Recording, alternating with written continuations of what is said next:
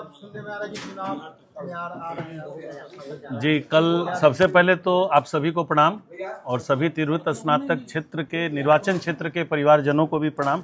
कल 14 तारीख को मेरा नामांकन है 10:30 बजे और हम लोग सभी जितने हमारे वोटर हैं बड़े संख्या में हम लोग कल मुजफ्फरपुर में अपना नामांकन देंगे और निर्दलीय प्रत्याशी के बतौर हम अपना नामांकन दे रहे हैं। क्या रहेगा एजेंडा आपका? मेरा 5 ही एजेंडा है जिस पर हमको चुनाव लड़ना है।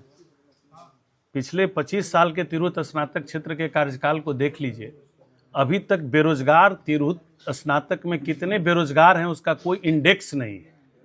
एक भी इंडेक्स अभी तक नहीं है कि जिला वाइज की इतने ग्रेजुएशन किए हुए बच्चे आज तक बेरोजगार हैं। बेरोजगारी की दिशा में क्या करना चाहिए? अच्छे जितने कॉलेज हैं उसमें चले जाइए। कहीं भी कंप्यूटर क्लासेस के लिए अभी जैसे बेल्ट्रॉन का ही जॉब आता है, आप पूरे जॉब को देखिए निकाल करके, बच्चे न हिंदी में टाइप कर पा रहे हैं न अंग्रेजी में टाइप कर पा रहे हैं। हर जिला में एक स्नातक केंद्र होगा, स्नातक लाइब्रेरी होगा जहां की निःशुल्क सुविधा प्रदान की जाएगी कंप्यूटर सिखाने का, जिससे कि बेरोजगार जितने भी स्नातक बच्चे हैं बच्चियां हैं उनको नौकरी मिल सके, पहला। दूसरा, जितने भी शिक्षक हैं, माननीय मुख्यमंत्री जी ने विधानसभा में कहा था कि 10 से 4 होगा क्लास, उस पर कम से कम अमल करें, चूंकि माननीय मुख्यमंत्री जी के ऊपर कोई है नहीं। और आप लोग से भी आग्रह करेंगे, स्कूल जा करके देखिए 3:30 बजे के बाद अंधेरा होता है, कोई बच्चे भी नहीं रहते हैं। छुट्टी के दिन में भी खोल दिया जाता है, कोई सुनने वाला माई बाप नहीं है, ट्रांसफर का कोई शिक्षकों का प्रक्रिया नहीं है। दूसरा, पटना में एक ऐसा स्नातक भवन होना चाहिए जो तिरहुत स्नातक निर्वाचन क्षेत्र से जितने मतदाता हैं वो जाएं पटना, तो जो एग्जाम दे, किसी का मेडिकल का जांच कराना है, किसी को कोर्ट में काम है, निःशुल्क रह सके, उनको भोजन की सुविधा हो सके। चौथा, तिरहुत स्नातक निर्वाचन क्षेत्र में जीतने के बाद रोड, नाली, बिजली, पानी पर ध्यान नहीं देना है। तिरहुत का स्नातक को बेरोजगारी दूर करने के लिए बड़े छोटे कंपनियों से बिहार में बात करना होगा, हमारे यहाँ इतने बच्चे हैं, आप इनको जॉब में रखिए, ये स्किल्ड बच्चे हैं। पांचवा, सभी बेरोजगार बच्चों के लिए, बच्चियों के लिए एक स्किल्ड कार्यक्रम चलाया जाएगा जिसमें कि उनको प्रशिक्षण दे करके जिस दिशा में वो प्रशिक्षण करेंगे उनको उस दिशा में नौकरी दिलाने के लिए हम लोग पूर्णतः कार्रवाई करेंगे। और सभी जाति धर्म के लोगों, मजहब के लोगों से यही मेरी विनती है कि सीतामढ़ी शिवहर से हम इकलौते कैंडिडेट के रूप में हैं और पिछले 10 महीने से निरंतर सभी के घर जा रहे हैं, सभी लोगों से मिल रहे हैं और उन लोगों का आशीर्वाद मिलेगा तो बहुत अच्छे वोट से हम जीतेंगे। और मुजफ्फरपुर में भी अच्छा वोट है, वैशाली से भी सारे लोग हैं और कल नामांकन है, स्वतः सब कुछ स्पष्ट हो जाएगा। और पांचों जो शिक्षक यूनियन है यहाँ से लेकर के वैशाली तक सारे का समर्थन है और आप उस समर्थन को कल देख लीजिएगा।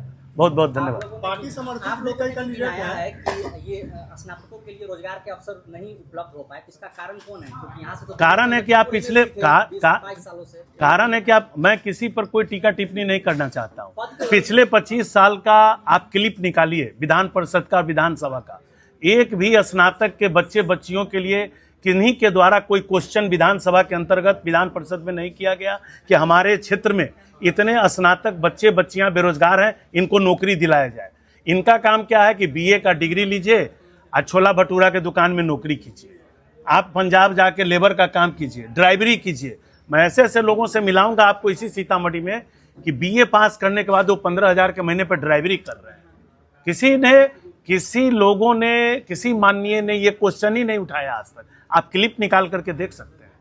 पार्टी समर्थित भी कई कैंडिडेट आ रहे हैं, अभी उससे जुड़े हुए हैं, जेडीयू से आप भी जुड़े हुए हैं, जेडीयू समर्थित भी जो है कैंडिडेट हैं, काफी नजदीकी हैं। तो बिल्कुल, हम 4-5 वर्षों तक जनता दल यू के कला संस्कृति खेल के जिला अध्यक्ष थे। जब हमको टिकट नहीं दिया गया तो मैंने अपने पार्टी के पद से इस्तीफा दे दिया। किसी भी सीतामढ़ी के लोगों को, माननीय पूर्व के विधान पार्षद माननीय सांसद महोदय सीतामढ़ी से थे, हम लोग को ये आशा थी कि किसी भी सीतामढ़ी के किसी जाति धर्म के वर्कर को एक टिकट जरूर सीतामढ़ी से मिलेगा। जनता दल यूनाइटेड के जो भी कैंडिडेट हैं उनके बारे ये सर्वविदित है, कहने की जरूरत नहीं है कि वो तिरहुत के निवासी नहीं है, ये सारे लोग जान चुके हैं। ये पार्टी के लोगों ने सीतामढ़ी शिवहर के लोगों के साथ दगाबाजी किया है और इससे ज्यादा इसमें कुछ नहीं करना। ज्यादा इसमें जिम्मेवार पार्टी है या देवेश चंद्र ठाकुर? बिल्कुल पार्टी है। माननीय सांसद महोदय इसमें जिम्मेवार नहीं है, पार्टी जिम्मेवार है। वो यहाँ से 5 टर्म उनको लोगों ने, सीतामढ़ी के लोगों ने चुनाव जिताया। ये सीतामढ़ी के लोगों का हक बनता था कि उनको टिकट दिया जाना चाहिए था, किसी जाति धर्म के लोगों का।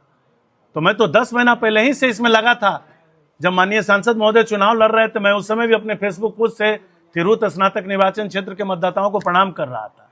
लेकिन जो परिस्थिति थी उसमें चुनाव लड़ना था, और जो अपार जन समर्थन है, मैं फिर कहता हूं, ये 13 महीना बेमिसाल होगा, याद रखिएगा। और परिणाम बहुत चौंकाने वाले होंगे। ये बुद्धिजीवियों का चुनाव है।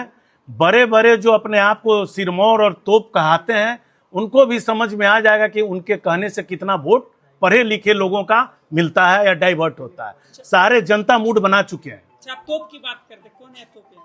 अरे तोप का कमी है, जो लंबा कुर्ता पहन लिया तोपे है भाई। जितना जनता को बेवकूफ बना लीजिए उतने बड़े आप तोप हैं। आप हमको किसी दिशा क्षेत्र में आप बता दीजिए, किसी विधानसभा क्षेत्र में चल के, हम तो डंके की चोट पर कहते हैं। आप चलिए मेरे साथ कैमरा लेकर के, और हमको 10 ठो बढ़िया काम किसी माननीय का दिखा दीजिए, हम जीवन भर गुलामी करने के लिए तैयार हैं। सिर्फ जाति से जाति को भिराया जा रहा है। घोर चुके प्रणाम कीजिए तो आप बहुत अच्छे हैं, घोर चुके प्रणाम करके हटिएगा, आपके खिलाफ चालू हो जाएगा। क्या लग रहा है कि संजीव भूषण जी अगर तिरहुत स्नातक क्षेत्र से एमएलसी बनकर के आते तो क्या आप ये जातिवाद को नहीं करेंगे? हम तो जातिवाद का मेरा यही है कि 21,000 वोट मेरे पंचायत में है, जहां से हम 3 वर्षों में मुखिया बन के, भी तीसरा साल है मेरा, और मेरे जातियों का 240 वोट है।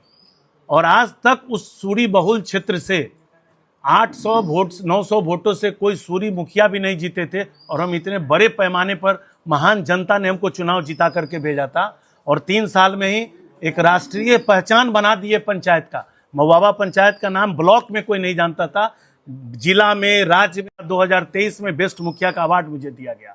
राष्ट्रपति पुरस्कार के लिए मेरे पंचायत को नामित किया गया। अब इससे ज्यादा गर्व का क्या हो सकता है? हम तो सारे कैमरामैन को कहेंगे, एक बार चल के देखिए विकास कि हमको किसी पैरवी पावर पे मिला या मेरे काम के आधार पे मिला।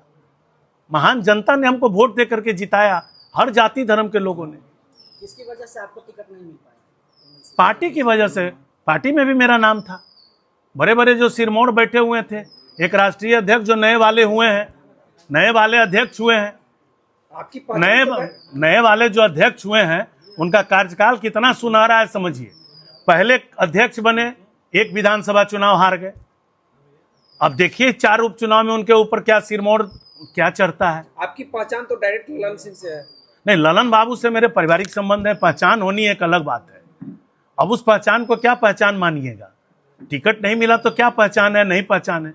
हर बाबू अपने लिए काम कर रहे हैं, हर बाबू अपने लिए काम कर रहे हैं। कोई बाबू हो, बड़े बड़े बाबू जितने आप देख रहे हैं, वो सब अपने लिए हैं। मैं अपने लिए हूँ। मैं मतदाताओं के बूते खड़ा हुआ हूँ। मैं किसी के आशीर्वाद की हमें जरूरत नहीं है, सिर्फ मतदाताओं का आशीर्वाद चाहिए, जो पूर्णतः मिला हुआ है, और उसी बूते पे मैं चल रहा हूँ। और कल मेरे नॉमिनेशन में जितने लोग रहेंगे वो 100% मतदाता मिलेंगे। आप लोग आइएगा, हम उनका वोटर लिस्ट से नाम मिला देंगे कि ये सारे के सारे हजारों जो लोग हैं वो मतदाता ही हैं।